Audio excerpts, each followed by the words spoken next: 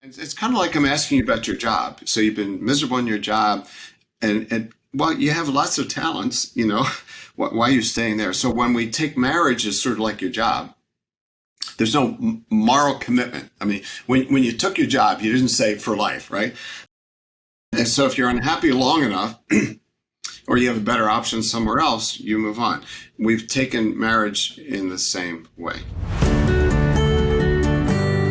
This is our first launching episode of Stronger Marriage Connection, so we decided to kick things off with one of the nation's leading scholars and marriage therapists. The one and only Dr. Bill Doherty from the University of Minnesota joins us as we discuss what marriages are like today, what commitment looks like in the 21st century, and what it takes to create an intentional marriage. Our guest, Dr. Bill Doherty, is a professor in the Department of Family Social Science at the University of Minnesota.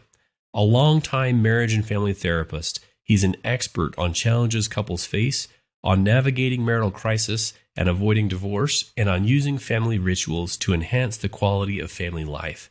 His books include The Intentional Family and Take Back Your Marriage. In recent years, Bill has taken his couples work to the national level via co-founding Braver Angels, an initiative working to decrease the political polarization that is dividing the country. Among his awards is the Lifetime Achievement Award from the American Family Therapy Academy. I have a feeling you're going to love this first episode, so enjoy the show.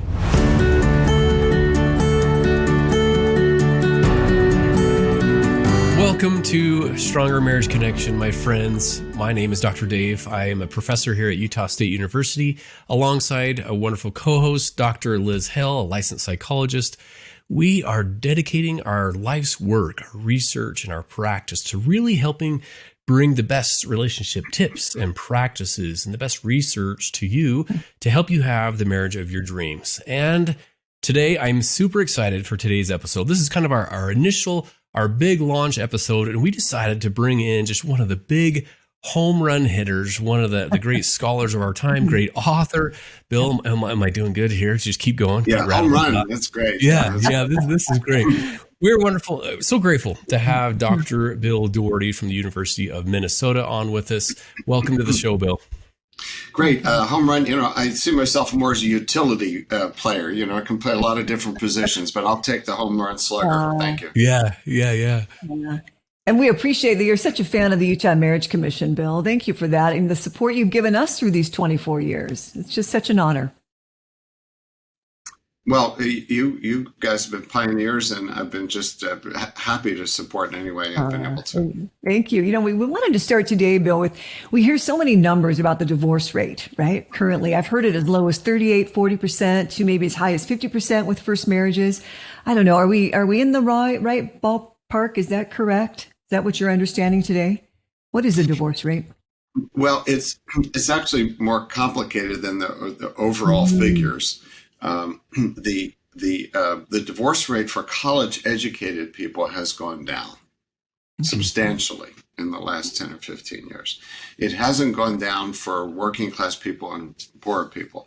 But the overall divorce rate is lower. But the big news is the difference in the social class aspects of it. There's something happening with college educated folks and with millennials. So the divorce rate for each generation after the baby boomers has gone down. And so the good news is we're maybe learning some things here about how to make marriage work better than the baby boomers learned. That's really good news if that's the case. Thank you for clarifying that. We're really happy to be able to pass along correct information. We've also heard you say we need both boundaries and intimacy in marriage. Bill, there is danger in acting like an expert, right? An expert marriage therapist and diagnosing our partner. Sometimes we can get just enough information to be dangerous, right? That's a problem. Yeah, right. Yeah. This I'm glad we're talking about this because I've seen it in my couples therapy practice and in my own life. There's a lot of pluses in reading self-help books, going to webinars and so on, as an individual to learn about marriage, about marital communication, about improving oneself as a spouse, all good. But there's a downside that can happen, that we can come to feel that we have more relationship expertise than our spouse. And then we let them know that, thank you. And so you can get into this sort of teacher-student dynamic. So there's so many people, and if we're clear about it, women tend to, on average, be more interested in this relationship stuff, what's new, and read more and so on.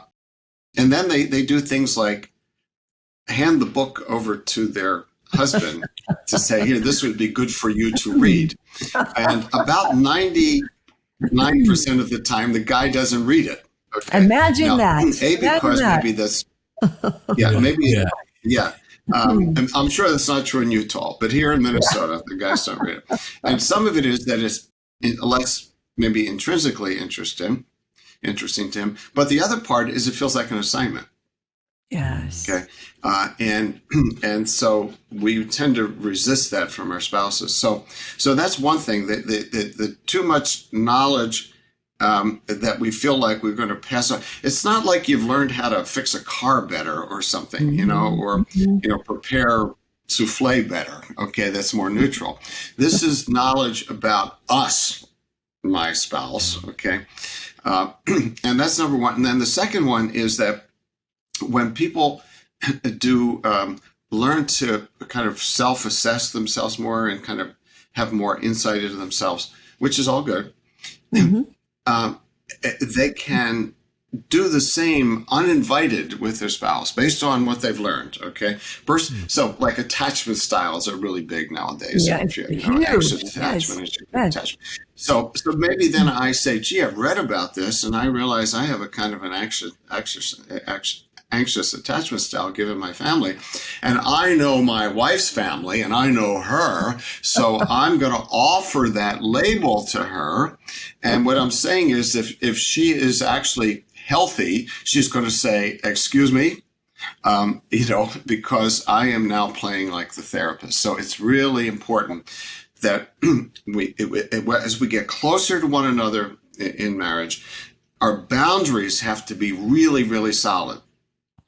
Really solid. What I mean by boundaries is respecting the autonomy, the privacy, the right to have her own thoughts, and not to have me be the expert on my spouse. So, you didn't use an iMessage there, my dear. I've learned to use iMessages. You see what I'm saying? All kinds of examples. So intimacy, the closer we are, the better the boundaries we have to have. Yep, staying in our own lane, right? That's Bill? great, Bill. Yeah, it is. Stay in our own lane. Stay in our own lane. Because we are so we can be so self-serving in marriage, even if we're not aware of it, right? That we use our knowledge in a self-serving way. We have to be guilty as charged. Yes. Yeah. Yeah. Guilty as charged at times. Me as well.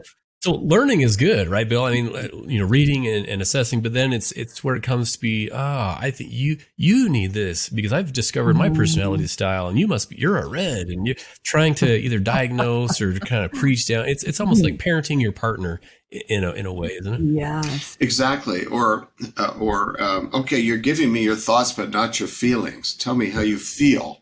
And then your poor spouse comes out with something that's not a feeling statement, and so you pronounce that they got that wrong. When they haven't signed up for you to be their teacher. Yeah. Yep. Huh. And it gets easy for marriage educators and counselors to make this mistake because in our role, people come to us because they like to be educated, like to be, they'd like to learn some things. So it's all fine there. It's all fine if you want to learn how to communicate better and I say, tell me how you feel, and then you give me a thought statement instead of a feeling statement. Well, we have an agreement in our relationship that I can say, actually, Dave, that was more of a thought. So I'm interested, feeling words like, you're mad, you're scared, you're happy, as opposed to what you think about it. So could you try that again? Hey, if we have that relationship, you say, hey, Bill, good, thanks. I'm wanting to learn something. But in a family, in a couple, that is, it comes across as a power move. It's controlling. Yeah, sure is. We'll be right back after this brief message.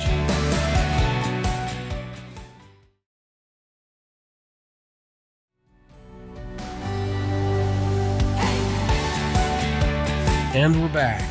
Well, let's dive right in. Bill, with this first episode, as we launch this podcast, we're kind of talking, big picture as well as some personal examples and what that looks like. Thinking about commitment today, right? Yeah. Marital commitment in the 21st century. What does that look like today for couples? Well, yeah, this is one of my big interest areas. That, in fact, my daughter and I have a website called moderncommitment.com. And so commitment now is become much more something that individuals have as opposed to the whole social environment around you expecting it. Historically, marriage was not so much just a personal relationship. It was a relationship between two families, extended families. It was based in a community. It was based on the idea that when you get married, that's it for life. I mean, it's you don't look for doorways out, and everybody around you knew that. And now it's much more. It's very personal. So think about weddings now. So many weddings. The brides and grooms make up their own vows. I mean, that's sweet, but it's very idiosyncratic. I mean, some of them get a little weird, like the dog is included. I don't know. But we live in an age where we celebrate individual kind of autonomy and creativity. Okay, so we have and we expect a lot more out of marriage than we did historically, right? So the bar is higher. We expect this is to be my best friend, my soulmate. I have to feel understood, and blah blah blah. And historically, people didn't feel that. Somebody who respected you, who cared for you, who loved you, and and who was a good parent, and But now we expect all this psychological stuff. So the problem then is we're more individualistic, we're less community-based, we have very high expectations. And unless commitment at a moral, ethical level is big, a big part of this marriage, I'm going to feel disappointed in some way because my spouse cannot possibly live up to the cultural ideals. And then we have kids and jobs and all that. So going to deal with the gap between my ideal and the reality. Individualistic era commitment is based more on sort of personal choice and not kind of moral, religious dimensions. The commitment can start to falter. So it has to be strong in there. So part of what I've been writing for as sort of a criticism and also a suggestion for my colleagues in the field of marriage and family therapy is that we talk about relationships, attachment, intimacy, communication. We don't talk enough about commitment. And so we can kind of set people up. This goes back to my earlier point about too much knowledge can be a dangerous thing in a marriage. We can raise expectations for what we want out of marriage, and that's good. But unless we have commitment, and here I'm talking about a moral, ethical commitment, we can actually destabilize marriages. Because you see what I'm saying? Because the expectations go so high. And we're all flawed, so we don't live up to them. That's right, we are. So this is the ethical dimension that you're writing about, right? That not only about traditional steadfastness, but then a willingness to maintain and repair the marriage as needed. Exactly. Correct? So I think modern commitment means, and I wish we put this into the vows, that if we run into trouble in our marriage, that we will make every effort to repair and restore. Every effort. Neither of us will walk just because it's gotten bad. We will seek help from our community, if we're a religious person, from our congregation, from helpers, from therapists. We will do everything that we can. Just like if we have a child who becomes ill, we would do everything to help that child be restored to health. Do we feel the same way about our marriage? I love those new vows. Isn't that brilliant? You mentioned that what we learn in psychology, self-help books, and from individual psychotherapy, even in marriage therapy itself, can be damaging. Can we talk more about that? The distinction between helpful marriage therapy and harmful marriage therapy, please. Well, this has been a bug of mine for many, many years, in part because I keep running into couples in therapy who have had some bad experiences in therapy before. Plus, in my own family life, my own friendship life, people getting undermined, their marriage is undermined by the therapist. Not that any therapist wakes up in the morning and says, I'm going to go out and undermine marriages. Yeah. But two things I want to say. First is that most people go to individual therapy and talk about their relationship problems. They're feeling depressed, they're feeling anxious, they go to a therapist, and among their concerns is their marriage, okay? The partner. And it's because it's scarier to go to couples therapy. So a lot of conversations about marriage and relationship issues go on in individual therapy. And I've just seen so much undermining. And now I have a new study that's just out in the Journal of Family Process, where we surveyed 100 people across the country about their experience in individual therapy. And we asked them about questions such as, how often did your therapist say that your marriage was doomed from the beginning? That there's not much chance now for it to make, that your spouse will never change, not having met that person, do a psychological evaluation of that person, a label, having never having met them. Yep, a diagnosis. And the last one was diagnosis was the therapist, again, not having met your spouse, says that your divorce is probably your best option. Those go on a lot.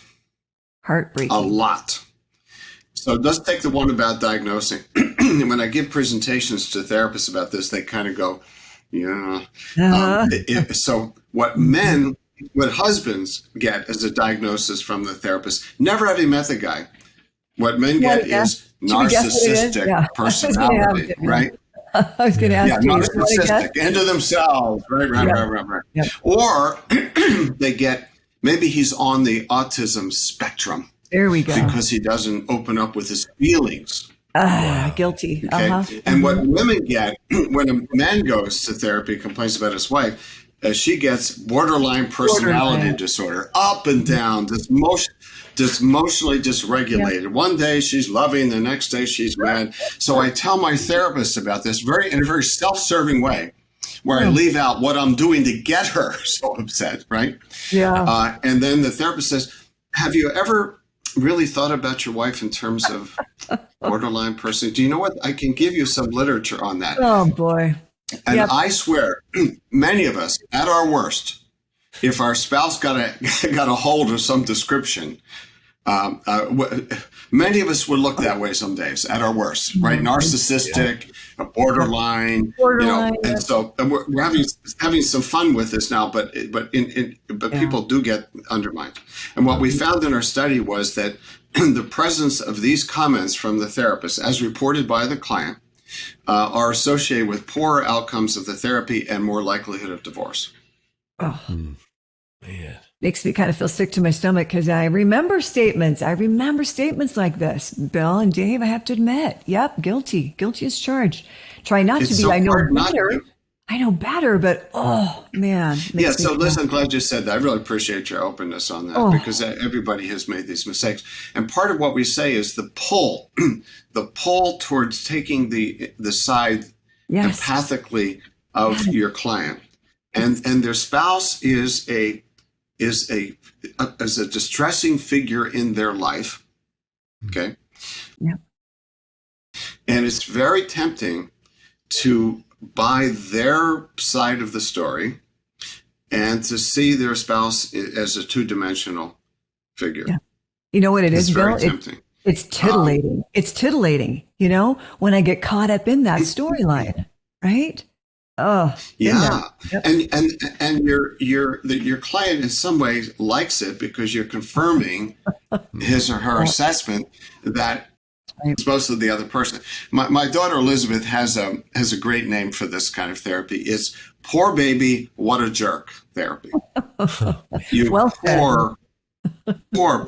you put up with all that, and then and what happens is we don't then challenge the client about their participation in this. Okay, their contributions to these patterns that go on, and I think then we don't help them as much. Now, in terms of couples therapy, the new study we're doing now is with people who've been in couples therapy, and the good news is there's fewer of those damaging comments, but it's still happening in 15-20% of the couples where the therapist says things like divorce may be your best option, pulls one aside to give them the diagnosis of the other.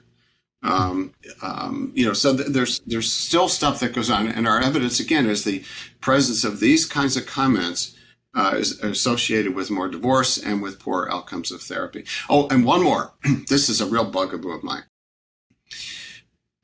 Somebody goes for help. So one of the spouses is in individual therapy. Okay, and so the therapist says, "Gee, talk to your spouse about getting couples therapy, getting help." Okay, you finally talk your husband or wife into getting help. So who do you see? You see the individual therapist of one of them. So it's often the wife. She's in therapy. She gets her husband. You get him in to see her therapist with her. Amen. And I'm talking about you've been going for 2 years to this person who has basically bought that narrative usually. And our new study, we haven't written this up yet, found higher divorces occurring simply on the basis of going to see one of their therapists as opposed to somebody who's more neutral.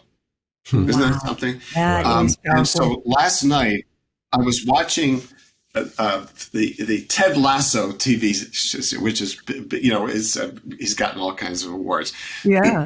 He's a soccer coach, okay? And I'm watching this episode, and there's a player who's got some psychological issues, and the recommendation is to bring in a sports psychologist and do some therapy with. And the coach, Ted Lasso, is saying, "I'm not so sure."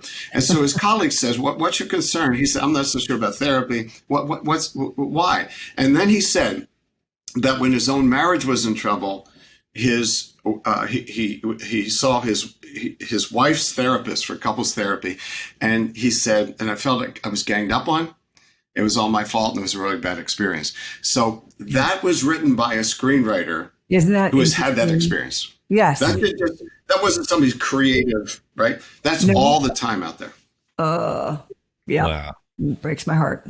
Man, Bill, it's sad. Let me turn, Bill, to this. We've done a study here in Utah because we think that most people, they want a genuine desire connection. In fact, the title of our podcast, Stronger Marriage Connection, we did that intentionally. Mm-hmm. So we surveyed Utahns.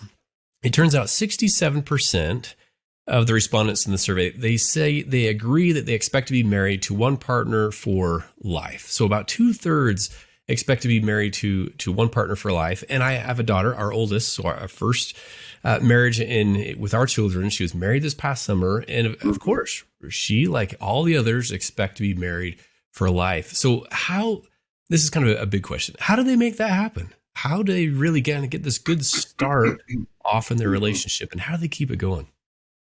Well, the term I like to use is being intentional, having an intentional marriage. I lived here in Minnesota at the headwaters of the Mississippi River, and they say that getting married is like putting a canoe into the Mississippi River. If you don't paddle, you'll go south. Mm-hmm. And so the pace of life, the busyness of life, the distraction of life, inevitably starts to draw energy out of a marital relationship. Particularly because we expect so much of those, right? Mm-hmm. You get married at a kind of a peak of the coupleness. That's right. And then that lasts for a little while. You start to have kids and jobs and all that. and a relationship that was based on a one-to-one, personal connection. Now you're running a small family business called raising kids and trying to make a living, and you're more side by side than this way, okay, face to face. And so you have to have intentionality, mindfulness to maintain and build your marriage, because otherwise you will experience more distance over time, which could be okay. It doesn't mean you have to break up, but in this more fragile era, you can't afford to neglect your marriage. You can't afford it. Yeah, I remember Dennis Rainey once said, he called it the natural float to isolation. If you're not consistently paddling together, or even have those canoes tied together, then you don't even have to be mean and nasty. You just kind of naturally drift apart. Right. Most divorces do not occur to high conflict couples. That it's a mistake that people think that majority of divorces, according to the studies, occur to couples with lower or moderate levels of conflict. So they're not just at each other's throats, but they drift apart. Yeah. And then in an individualistic era, you can start to talk to your friends and others who say some version of you could cut a better deal somewhere else, and then a key point, and this goes back to the ethical part, because I think you can ruin and destroy almost any marriage by focusing on what you're not getting. Yeah. Focus there. Point out to your spouse as frequently as possible how they're not meeting your needs. Yep. And then you will elicit defensiveness, withdrawal, antagonism, whatever their worst part is, whether they just withdraw from you or get mad about, whatever that is, you will invite them to bring their worst self. Yep. And then you double down on that. And then within a year or two, you are on the brink of divorce. And by the time you're in the brink of divorce, you are actually miserable. I mean, most people just don't wake up one day and say, I'm a little unhappy. Most people who file for divorce are miserable. But what got you there? And if what got you there is what I call consumer marriage, and that is, what am I getting out of this, as opposed to what am I putting into it and what are we putting it together? Okay. If you take a consumer approach to marriage, you don't work on it because I expect my vehicle, my car to start. I spend a lot of money on it. Okay. I'm the consumer. I shouldn't have to put in work every day to maintain the darn thing. The automaker should do that. Occasionally I get it fixed. So I don't have to work on the marriage, but I'm not getting my needs met. I let my spouse know, and we start to go down and down and down. And so by the time I open up to a friend about how miserable I am, my friend or my therapist might want to take me out of my misery by getting rid of the marriage. Entirely preventable. That's what I'm saying. Or maybe even out of their misery, right, Bill? Sometimes I think family members just want us to be happy. Like, please get divorced so I can feel better. Exactly. Well, this is another area of my research and practice I call marital first responders. That we have research showing that people turn to a friend, a sibling, somebody, a peer when they're having relationship problems. That's where they go first.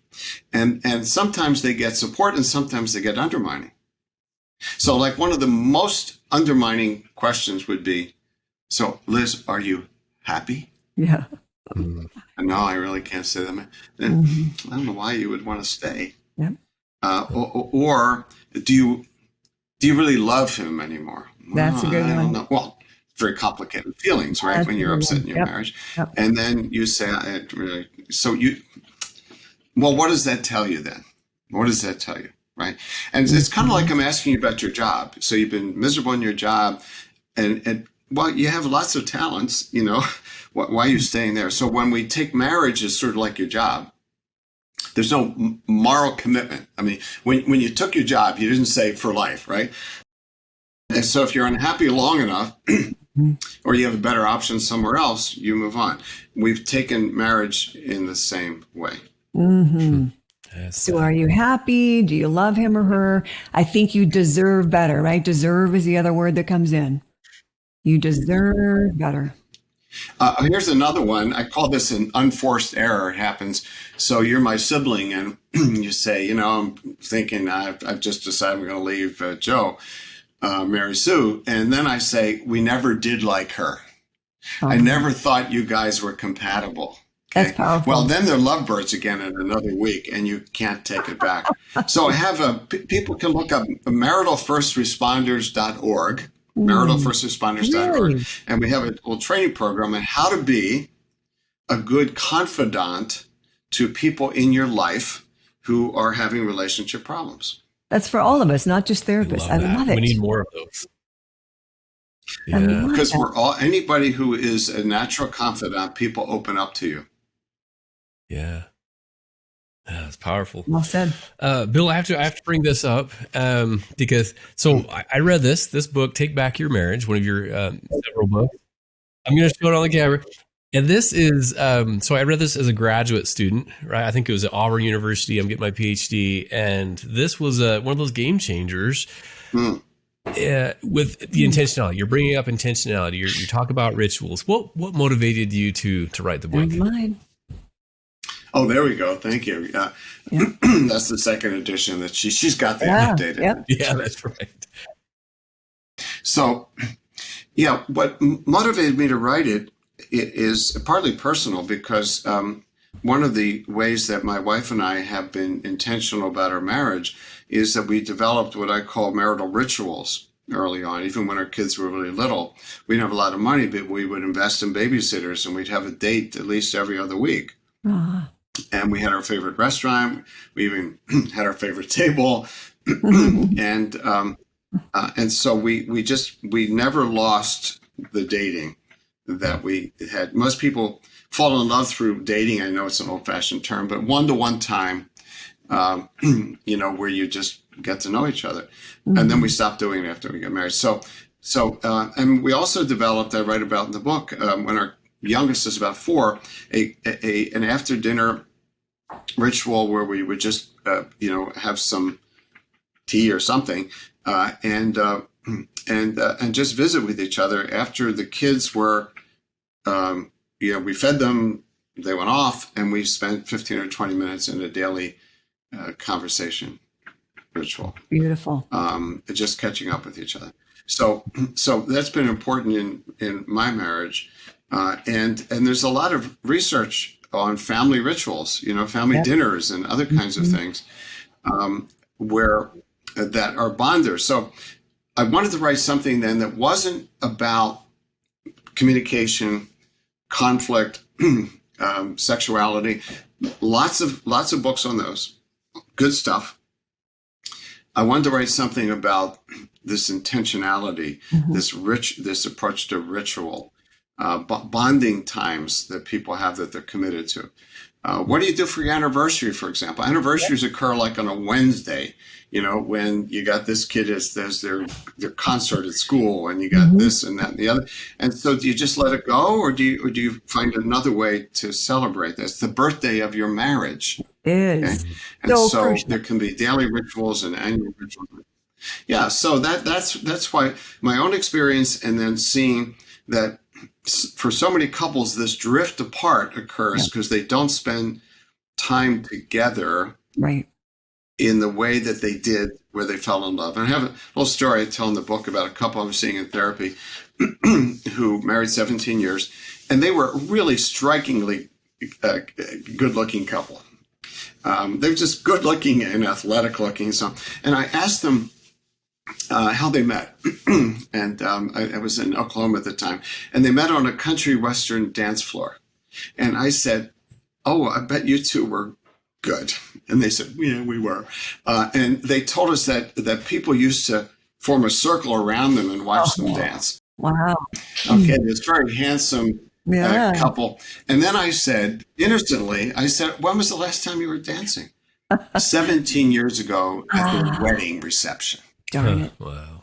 Was the last time they went dancing. So here was some of the glue, and they let it go. We'll be right back after this brief message.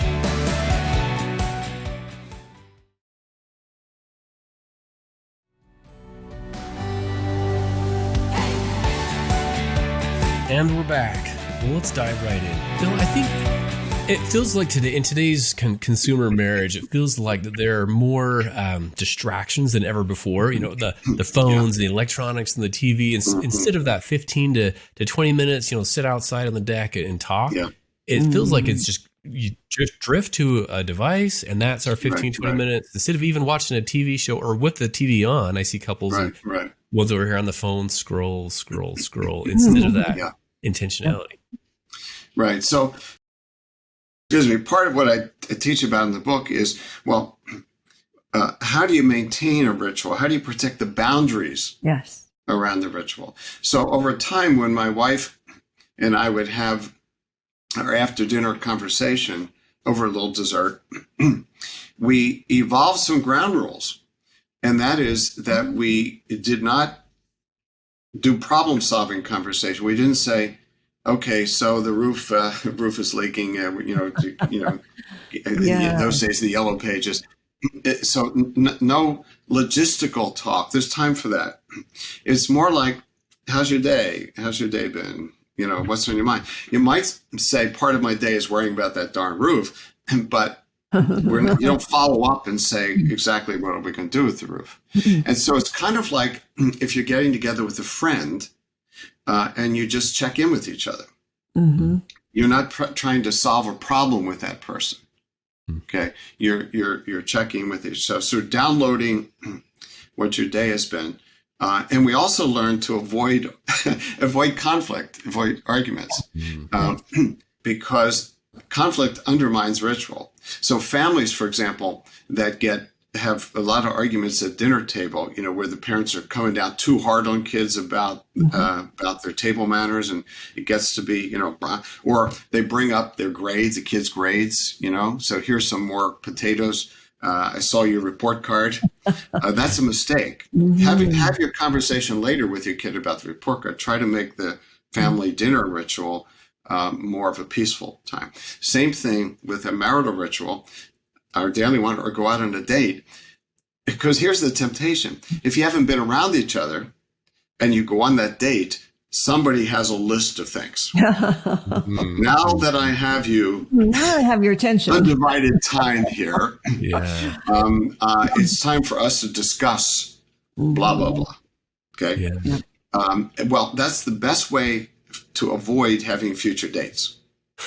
Okay. So there's this irony about it that to have, quote, quality time together, ritualized time together, you have to have some buffers around that. You can't just be completely spontaneous. And when people go, oh, that's too structured, I say, okay, think about bedtime with your kid. You read a book, you cuddle, you talk, you maybe do a little prayer, whatever. Every parent knows that's not the time to say, you were obnoxious to your brother today, and we have to talk about what the consequences are going to be. Don't do that at bedtime. Everybody knows that intuitively. Okay. Even if it's real on your mind, you don't ruin the bedtime that way. It's the same way about our marital communication. There are times to shelve what I'm unhappy about or what you didn't follow through on or whatever, and just connect. Just connect. Remember that your boyfriend, girlfriend, right? We forget exactly. that. Forget exactly. Supporting and loving. Treat them that way sometimes, right? Right. But it's easier to do it when you're boyfriend, girlfriend, because you don't have all this other complexity. That's right. Okay. You're not making all of these decisions together. You don't have these responsibilities together, but you can carry through the elements of that. I love this. You know, and so after we moved to Minnesota, my wife and I got a hot tub, and outdoor hot tub. And so our new ritual was 10 o'clock at night or so. Go and sit in the hot tub together, out under the stars, and just relax together and visit. Lovely. I love that. Love those rituals. You've reminded us so much about commitment. I can't tell you what a pleasure it is, Dr. Bill Doherty, to have you on the show. And we're going to have you back again with another hot topic called discernment counseling, which is very near and dear to my heart. It's what do you do if you're on the brink of divorce? It gives couples such hope. Traditional therapy is not appropriate when one is leaning in and one's leaning out. So can't wait to have you back for that, Bill. Looking forward. Me Hey, Bill, too. before we let you go, we like to end each episode with a takeaway of the day, something that you hope that the listeners will really latch onto and remember and apply in their lives. What's your takeaway of the day from our conversation? It's that you're a citizen of your marriage, not a consumer of your marriage. Okay. You're an active agent of shaping and building this relationship, which means being intentional about it and being rock solid committed. Beautiful. I love that. Yeah. Yeah. Liz, what about you? Yeah, commitment. It was really on the top of my head. Just that, no, come what may, right? Come what may. Commitment. I'm in this for the long haul, and that's going to be different for everyone, right? Everybody has their level of oh gosh, I'm at a loss for a word. Maybe we'll just cut that out and just leave it at commitment. But can I ask you, Bill? Don't people kind of have their own level of what they can stand? What's that called? Oh, anyway. So what are deal breakers for some people are not deal breakers for others. Is that true? Is it very individual? Well, we can, okay, well, when you say deal breakers, I actually consider that part of the consumer contractual marriage paradigm. Pardon me. Yep. Right. Now, I don't mean to I appreciate that. Didn't mean to just, it's people use that phrase. That's helpful. But a deal breaker is like a contract. Right. And I got my part, you got your part, you're letting down your part. And so it's not. I remember a woman in therapy, she said, "It isn't the deal I thought I was signing up for." It never is. It never is. It's like parenting. Right. What the heck? You just don't know what the future is. We don't know what we're signing up for, do we? That's right. So maybe we could talk at another time about what I call hard problems versus soft problems. Oh, yeah. In marriage. Yeah. Hard problems called the AAAs: abuse, affairs, and addictions. Okay. So there can be a point in which you cannot accept any longer the chronic affairs of your spouse, and you've done all kinds of things to try to get help. Their addiction that's making them more and more irresponsible, or certainly abuse. It doesn't mean you just walk the first time anything happens, right. But there can be times in which you tragically cannot hold on to that commitment because the effect is so damaging. It's tragic.